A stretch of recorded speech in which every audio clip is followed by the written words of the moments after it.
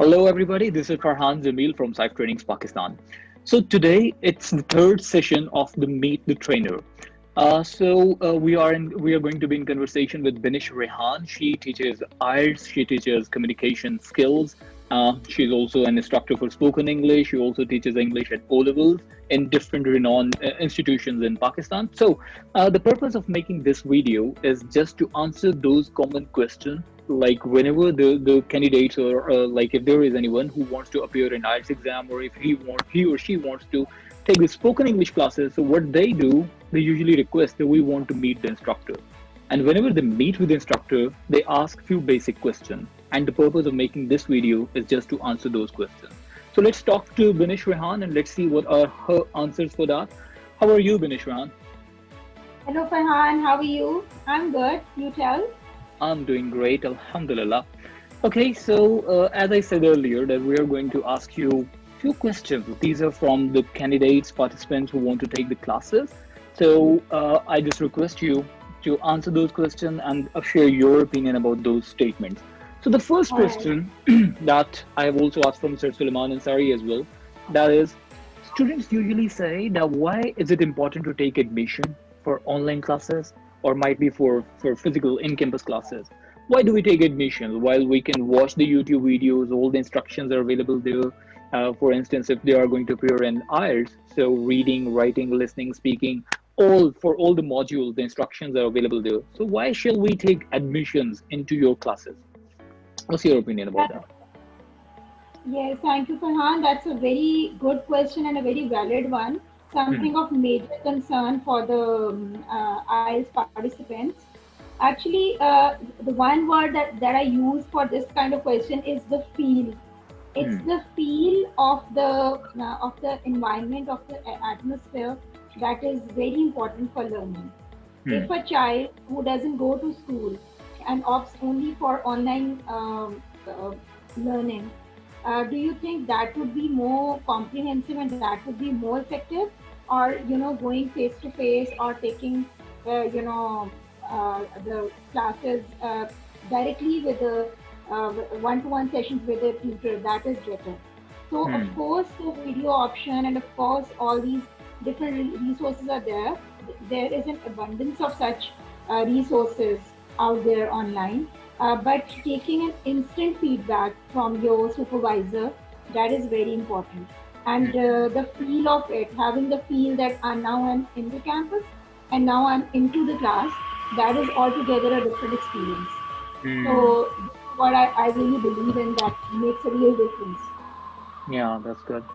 And also, like that becomes the passive learning when they are watching a video and Yes, they cannot ask the yes, question at the absolutely, same moment. Yeah. absolutely, So, like, absolutely. we are And not saying that we effectively, watching a video is not a good thing. They can watch it. Like, they should learn it from as many sources as available. But still, a real-time instructor, because the technology is still not considered as the replacement of a physical teacher, physical or online teacher. exactly, All exactly, right. exactly. So the next question is that how long does it take to prepare for IELTS exam? Because some people say there is a very common advertisement that we see, like, do you prepare yourself for IELTS in 20 days and in 10 days, or even people say without preparation, so like I will just simply teach you IELTS thing maybe in one session. So what is the exact duration that we need? Because usually institutions are offering it for 2 months. Yes, that is a rather tricky question, I would say. It all depends on the other person's motivation level. That is the first Hmm. thing, and obviously the intensity of emerging for the test. Hmm. So the intensity of the reason why that person has opted for that test, IELTS. So yes, it depends that if you have only 1 month, then of course you will have a more focused mind, and you will be more committed to yourself. So that Hmm. commitment is always very important. So if Hmm. you are committed that I have this much time period and I have no other preoccupation, then definitely you can, I would say it completely depends on the participant. Hmm. The person who is actually here to learn, it depends on that person, Hmm. not on us really. for us, we can prepare a student for in within 1 week, you know, Hmm. and we can prepare a student in 2 months, in 3 months. It all Hmm. depends on the other side, basically. Hmm. So the Yeah. motivation level and intensity should be, something that should be clear in the head of the participant. Hmm. Because we are just going to give the instruction. We are not the one who have to appear in the IELTS exam. They have to do it by themselves. Exactly. So they need to Yeah, put a lot of effort, maybe much more than us. All right. exactly. So what do you think? What is the key of getting good bands in IELTS? The key of getting good bands in IELTS is, of course, it's your commitment, how much you are open to, how much you have that acceptance of, realizing that you have this is your weak area. Hmm. I mean, I have taught such students who simply show such resilience towards, taking up the fact that I'm wrong in this or that. So the first thing is acceptance, We are right? trained that way. Yeah, we're trained that way. So acceptance is one thing, and the other thing is of course, the practice. Hmm. Uh, the more you practice, the more you get better. I'm just teaching a student these days. Hmm.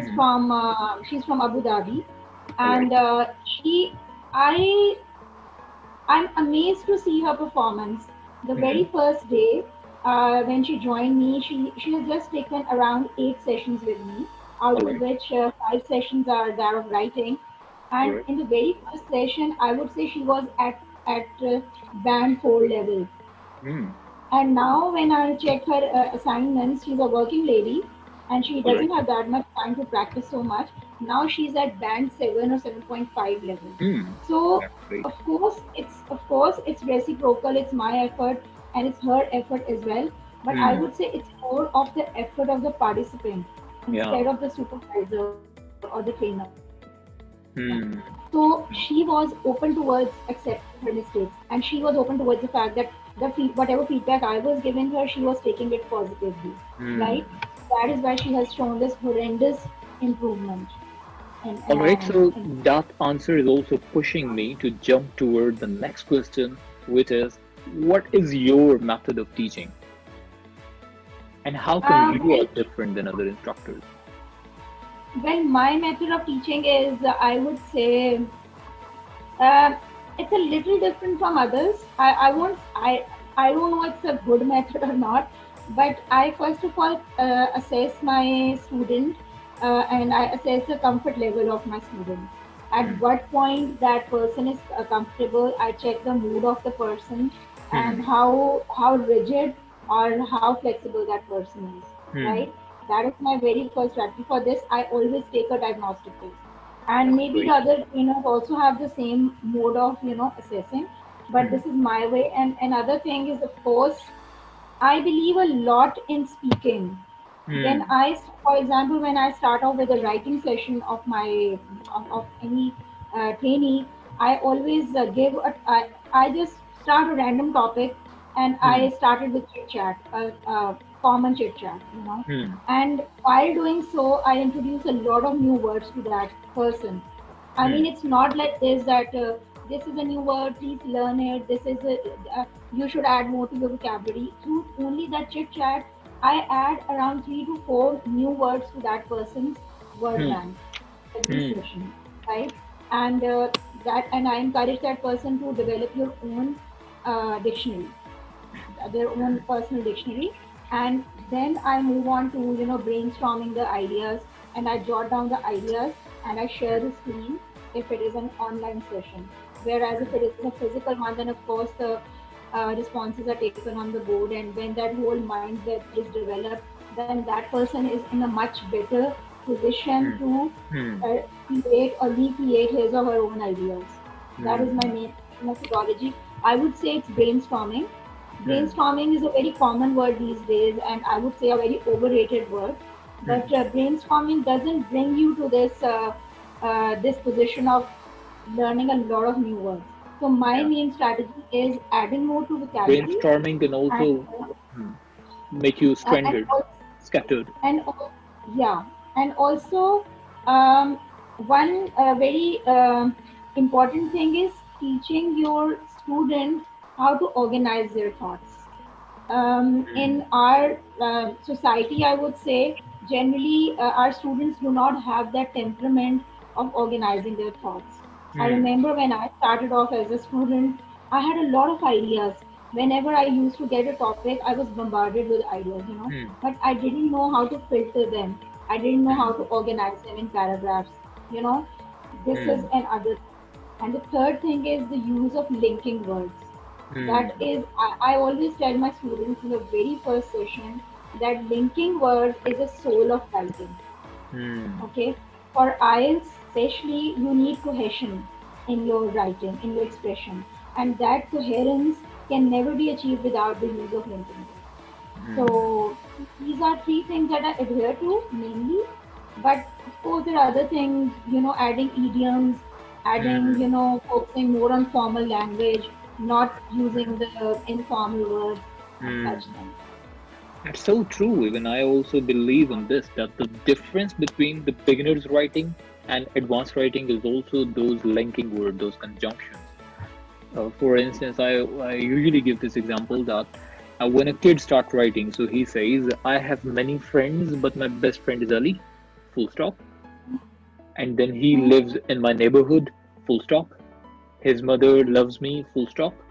But if there is an advanced writing, so there would be some conjunction. And it could be and furthermore. Yeah, So these are the words. Yeah, so these words really take it to the higher level. So I must say you have a very outstanding way of teaching. So through your experience, what have you learned? Like, although I'm going to ask a very subjective type of question, but still I want to know about your sorry to the cut key you. words. Uh, Sorry? Sorry to cut you, Farhan. I want to add one more thing over here Hmm. Hmm. that our kids, or I would say our youngsters, are very confused in their language development in a way that they think that using slang and using Hmm. informal words is cool. You know, Hmm. yes, it is cool, but IELTS is altogether a very formal experience. Yeah. So when you're using for IELTS, you have to bear that in mind that there's no space for using slangs and for Hmm. you know the informal words like buddy or Yeah. pal, not Bro. such informal. Hmm. Yeah, bro, such words. So, what the basic mistake that I have seen in 95% of my students is that they Hmm. are confused in using formal and informal language. That is They're also not. one of my focus. Yeah, they are not only confused. They are not even aware that this word is No, formal or informal. They don't even know the definition between these two words. For yes, example, that's if the I right say word. "get me a glass of water" or "bring me a glass of water," they can't even say which one is formal and which one is informal. So they don't know the Exactly. difference. Yeah, so it Yeah, happens. that. Yeah, we also So you also focus on that thing. That's so great.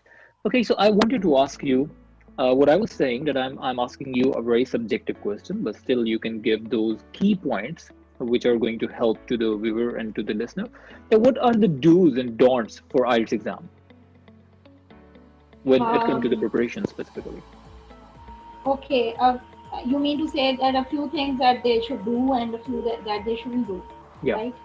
yeah. Okay. I think I have already given half the answer. That vocabulary, of course. I don't want to sound very cliched, but vocabulary is the Hmm. main thing. We can't And ignore even more than grammar, vocabulary, and vocabulary, all. Hmm. yeah, Hmm. even more than vocabulary is wrong grammar. Hmm. Nothing is as bad as using wrong grammar in English. Hmm. So you can only IELTS is, in IELTS, if you use simple vocabulary, that is acceptable. But if you use wrong grammar, that is simply not acceptable. No Hmm. entry, sorry. Yeah. It's that type. Yeah. So first thing is grammar, of course, and then, as I said before, linking words. Yeah. That is, you can also add that into the category of vocabulary and Hmm. expression, and then organizing the thoughts. That is Hmm. the Yeah. most important thing. That is more Organizing your important. thoughts, and there is one more thing: proofreading. Hmm. My special focus is on proofreading. Trust me, it's been a long time training people. Hmm. But unfortunately, I still see my students who do not understand the importance of proofreading. Hmm. Proofreading is so very important. If you have done your IELTS task or any written task, um, you will lose you tend to lose a lot of marks only because you have not done your proofreading. There will be many Yeah. mistakes that you can cover only through proofreading. So Hmm. that skill is not there maybe, or people are not aware of that skill. So this is one of the They just want important to parts get of rid of training. their exam. This is what they say. Yeah. This is what they say. I just want to get rid of this. I've written it and now I don't want to go into it. Hmm. So this is the common response that I always get. And also there's one very good strategy that has been devised in these recent times. The strategy of devising your own template. Hmm. For IELTS, if you are given a certain task, and you devise a certain template for your intro, for your body, for the conclusion, and then you do all your written tasks in that template with a Hmm. little bit of change. That Hmm. is a good strategy, but that needs a lot of sense. You really have to be wise to use those templates.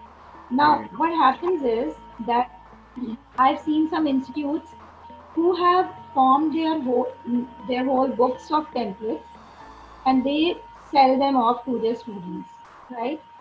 But I believe that we as a I would team, request you not to name um, the institution. yeah, of course, I won't, but this is hideous. I mean, Hmm. let the student devise his or her own template. That will be his or her own individual expression. But Hmm. if you are giving your own templates at a time, if you're teaching 10 IELTS students and you're giving the same template to them, it is going to create a havoc in the IELTS exam. The examiner will say that all these 10 people have, come up with the same expression. That's not possible. Hmm. That's not natural. So that is one thing that that's a complete don't for IELTS. And you So know, must be avoided. it's been 2 months, Banish. I was also teaching one student.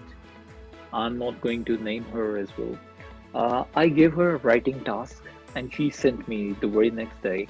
And how I usually deal with the student, I requested her that is it possible if you read it, and I just simply keep it right in front of me, and I just keep watching it. And if there is any spelling mistake, pronunciation mistakes, sorry, punctuation mistakes, so I just simply tell them. While she was reading that, I found it out that it was a bit difficult for her to pronounce the words. And I said, hold on, what is the meaning of this word? She said, no, I don't know. I was like, what? You yourself have written it down. And how don't you know the meaning? And she said, like, I was typing it on the Google in Urdu, and Google gave me this English translation. And somebody told me to do this, and I'm doing it because like I'm going to appear in the computer-based exam. I don't know like from where they get these type of instructions, and like obviously this is not from the IELTS instructor. They are from the friends and people who like we can't say much about them. That's true. You're absolutely right. It happens, and I have had hundreds of such experiences with my students. And Hmm. it will take a whole lot of separate session to discuss all these funny incidents. Hmm. But still, the point remains that it is always good to respect your students and Hmm. cover their mistakes and keep Hmm. them confidential. But the purpose of having this kind of conversation and to meet the trainer thing, it Hmm. helps the people a lot. The people who Hmm. are watching us right now, maybe Hmm. they will be educated in this way. They will get a lot of awareness, and Hmm. maybe they are able to identify their own mistakes, right? Yeah. So this is True. very important. And coming back to the don'ts part, actually, I have a habit of making up my list. I have my list saved in my phone of Hmm. some do's and don'ts for IELTS training, Okay. and I keep looking at that list and I keep reminding myself and my students for that. The very Impressive. first thing that I share with my students is that don't take IELTS for granted. It Hmm. is it is not an exam to be taken for granted. You Hmm. have paid a heavy amount. It's not pittance that you have paid. It's a heavy amount. So please keep that thing. please remind yourself that I have paid so much. Yeah. It's a hefty amount, so you have to prove yourself, And if right? you fail once, it's not like you've wasted your 50 to 60,000. It's just like you've wasted your 1 lakh or 1,20,000 because you would have to appear again. It's exactly, you waste a fortune, Hmm. right? Yeah. And then, of course, don't be vague when you're writing something. For example, if you are attempting task one or task two, Hmm. uh, if you are unclear about a certain idea that you want to share, do Hmm. not be vague. If you're not clear, just don't write it. Simply. Hmm. If you're not clear about the spellings of something, just don't use that word. Hmm. Right? These are very basic things, and we can, people can easily avoid these. And I don't know why people don't do that. That my experience is that sometimes a word pops into your mind, into a trainee's mind, and he says that I have to use this word, no matter that word is clear in his head or not, but he or she has to use it. So Yeah. that must Just to that impress the that must examiner. stop. Yeah. And also, an important thing in don'ts is that do not digress while writing. Hmm. Stick to the topic, and for that, a very easy solution, it's very human and it's very natural that you're given a question when you are writing it. You have so many ideas, you're penning them down, you tend to digress, you Hmm. tend to drift away. So the very important thing is that read your question 3 or 4 times while you are writing, Hmm. right?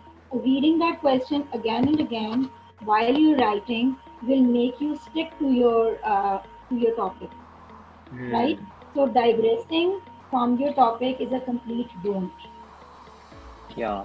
And right? also understanding the question is the most important part of the IELTS exam, because like if you are not Understanding, yes, understanding the question, if you don't follow the instructions correctly, so obviously your answer would be vague and you're not going to get good bands. Yeah. absolutely. Not only understanding, it's also about different parts of the question. How Hmm. many parts are there in the question? When I Hmm. started off my career with young children, I always used to teach them that just look at the parts of the question. Hmm. Your question has, does it have one part? Does it have two parts? Does it have three parts? So Hmm. you have to answer all those parts. The general trend is that they just give a very general, holistic answer for Hmm. that, and they do not ponder over the fact that this question is too. I mean, do you agree with the author? Yes, I agree with the author. Explain. The next explain part is ignored, Hmm. and you lose one major portion of the marks. So Hmm. that is very important. Understanding the question and then understanding that how many parts does the question have. That is also very important. All right. So one last question is, how important is grammar? Like if somebody wants to appear, Grammar, yeah. I would say, just like food is a basic necessity of our body, we cannot live without eating. Hmm. So grammar is nothing. English language or any kind of language is incomplete without grammar. Hmm. If you have noticed that the Turkish language doesn't have grammar, Hmm. I no, wasn't yeah, aware of that. I have read about it. Turkish language doesn't have grammar, Hmm. so their language has some kind of, if somebody Laws? understands their language, they have some kind of, gaps, Hmm. and they do not use helping verbs, Hmm. right? So Okay. their language have this kind of, I don't know the exact word, but that gap is there in the language. But Hmm. English and Urdu, these are such languages that have a proper grammar. Proper structure. So Yeah. proper structure. So if you are making a building and that building doesn't have the pillars or the foundation, then Hmm. of course that building is going to turn back on your head. So Hmm. of course that is the importance of grammar in English. Might be that is also the reason students usually say that I did my writing best, my reading was best, or maybe my speaking was also best, but I don't know why I couldn't score well. Might be that could also be the reason. Yes. Yeah, so thank you so very much, Dinesh, for your opinion, for your views, and I hope this would be really helpful. It was also helpful for me as well. I also learned a lot from you. So it would be helpful for the viewers as well. Yeah. Thank you so So much. if Pleasure. player here as well. Okay, so if you want to say anything, you can add. Otherwise, like that is it for my side. That's fine, I believe. Okay, I really want to add only one thing. Yes, This is please. regarding our institute. Hmm. If I can add, if you allow me. Yes, I please. mean, I'm not a believer in this fact of promoting your product for Hmm. nothing. Hmm. But for SIFE, categorically, I have gone to many institutes as a trainer, as a trainee. Hmm. But I have noticed that we here, that's a small team that we have, Hmm. we have more focus on quality. We Hmm. do not pay much attention to quantity. It's the Yeah. quality we adhere to, and we make sure that whether we have to compromise on our own personal gains or not, Hmm. but we always make sure that it's a quality education that we are imparting to people. Yeah. That's it. And I believe that is so different or might be difficult for the people to understand that we provide 1-to-1 and 1-to-3 classes only. It's not like Yeah, 50 students yeah. to one teacher. It's In never like one that in our session, yeah. institution. Yeah. So quality versus quantity is something that also, something that people need to Hmm. know and educate themselves. And everybody is in the race of quantity. Might be we are nowhere in the market, or maybe we are slow in progress because we are more into the quality thing. We are not into the quantity. So might be that could be the reason. But anyway, yeah, we are fine with it. We are sacrificing few from our own side, but still we are trying to provide the best to the students who are going to appear in exam or whatever the help they need from us. So yeah, thank you so very much for your remarks, for your recommendation. I really appreciate it. Uh, so You're uh, welcome. Thank you. So I believe that is it. Thank you so very much for your time, Dinesh. Take care. Stay Okay, blessed. Allah Hafiz. thank you. Take care. Okay, bye Thank bye. you. Bye bye. Allah Hafiz.